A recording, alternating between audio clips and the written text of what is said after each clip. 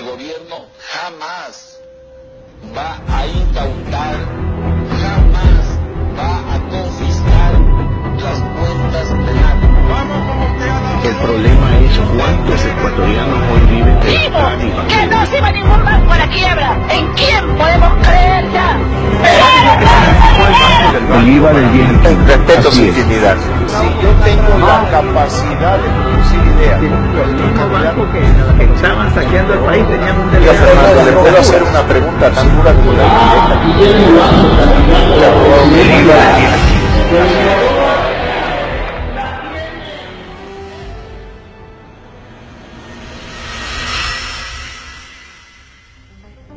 A continuación, la verdad sobre Guillermo Lasso. La afirmación de Lasso. Vivo como vivo porque he trabajado 45 años sin descanso. No es exactamente la realidad. Por suerte la historia no miente, basta con mirar unos años atrás para ver lo que en verdad ocurrió, porque de haber seguido trabajando como auxiliar de cobranzas jamás habría logrado su fortuna, lo cual, valga la aclaración, no es ningún delito. Lo que sí es un delito es cómo este banquero consiguió su riqueza, y esto fue literalmente atracando al pueblo ecuatoriano. Y ahora se declara El Salvador y quiere rescatar de la crisis al país. Muchas personas se preguntan, si hay tantas pruebas de su implicación en el feriado bancario, ¿por qué no está preso? La respuesta es muy simple. El audaz banquero, antes de hacer todo lo que hizo, se aseguró de que se decreten leyes que tendrían como finalidad protegerse y a la vez proteger a sus colegas banqueros. Hoy en día, con las leyes vigentes, lo que hizo Lasso es ilegal. Pero jurídicamente una ley no puede ser retroactiva a menos que haya, respecto a esa ley, un dictamen de la Asamblea Nacional, pero es que aunque se promulgase esto resulta que dichos delitos ya han prescrito. Lo que no quiere decir que todo ello no haya sido absolutamente inmoral, falta de ética e inhumano.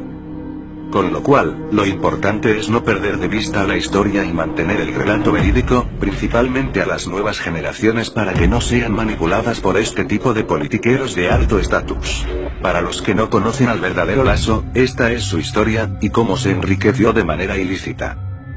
Lasso ya fue altísimo funcionario de dos gobiernos, Magua y Lucio, los que destruyeron y sumieron en la pobreza a familias enteras, que luego tuvieron que emigrar para salir adelante, dejando destruidas sus familias por un futuro mejor. Lasso hizo un negocio millonario comprando los certificados de depósito, que los castigaba con hasta el 60% de su valor y luego el Estado se los pagaba al 100%. Vaya negocio. Se lucró con el dolor, la desesperación y la necesidad de miles de ecuatorianos que lo perdieron todo. Siendo funcionario, así no haya firmado nada, Lasso hizo una fortuna gracias al feriado bancario. Y siendo funcionario tan alto, seguro estaba al tanto y se guardó la información para su provecho. Y si no sabía nada, daría a entender que era un funcionario inepto. Lasso inició su carrera como banquero gracias a su hermana, María Eugenia Lasso, que estaba casada con el millonario Danilo Carrera Drouet. Carrera creó un banco en Panamá llamado Financieras de Crédito en 1977. Este banco abrió la representación en Ecuador como Banco Procrédito y lo puso de gerente a su cuñado Guillermo Lasso, que efectivamente en ese entonces era un don nadie, con tan solo 22 años y antes de eso había trabajado como auxiliar de cobranzas en el almacén Casa Müller, que era una tienda de perfumes. Es en este banco que lo hicieron figurar como gerente y fue ganando plata de la mano del cuñado Carrera y de aprender el oficio del banco, la usura. Lógicamente Lasso no es tonto. Pero no es que ha sido un superdotado para de la nada volverse millonario. A ese banco le cambiaron la forma jurídica en 1980 y se convirtió en Financiera del Sur, Finansur, siendo Danilo Carrera el presidente y Lasso vicepresidente del banco. Esto ocurrió en tan solo 3 años de creado el banco en Panamá. Luego de esto, 4 años después, en 1984, Finansur compra la mayor parte de las acciones del Banco de Guayaquil. Danilo Carrera asume como presidente del Banco de Guayaquil y Lasso se queda con el cargo de gerente de Finansur. Más tarde, en 1990 se fusionan Finansur y Banco de Guayaquil.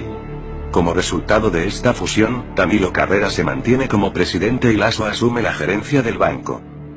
Ya para 1993, Lasso asume la presidencia del Banco de Guayaquil y es nombrado presidente de la Asociación de Bancos. Como tal es nombrado en 1994 vocal de la Junta Bancaria, que es un órgano público. Como vocal, apoya la aprobación para que el Banco Central entregue un crédito de salvataje al Banco Continental, propiedad de los tristemente recordados hermanos Ortega, que de todas maneras, terminaron llevando su banco a la quiebra en 1996 y perjudicando al Estado y a miles de ecuatorianos que perdieron todos sus ahorros. En 1994 lidera, junto con Alberto Lajic, la aprobación de la Ley General de Instituciones Financieras que permite la liberalización de los mercados financieros. Es decir, el descontrol de los bancos, la multiplicación de los créditos vinculados y la salida del dinero del país sin control. Todo lo cual produce 5 años después, el colapso y la quiebra total del sistema de bancos, dando paso así, al peor atraco de la historia en Ecuador, el feriado bancario. El 10 de agosto de 1998 asume como gobernador del Guayas del gobierno de Yamil Maguad, cargo que ejerció hasta el 17 de agosto de 1999. Durante ese año, en marzo de 1999 ocurrió el nefasto feriado bancario y la quiebra del Banco del Progreso, siendo Lasso gobernador del Guayas y al mismo tiempo vicepresidente de la Asociación de Bancos, función que no encargó para ser funcionario público, así como tampoco dejó de ser presidente del Banco de Guayaquil. Luego del feriado bancario, en agosto de 1999, Lasso es posicionado como superministro de Economía. Cargo que, 37 días después, en septiembre de 1999 tuvo que dejarlo porque fracasó en hacer que el Congreso Nacional apruebe, sin déficit, el presupuesto del Estado del año 2000, condición que había puesto el FMI para concederle al gobierno de Maguad un crédito externo.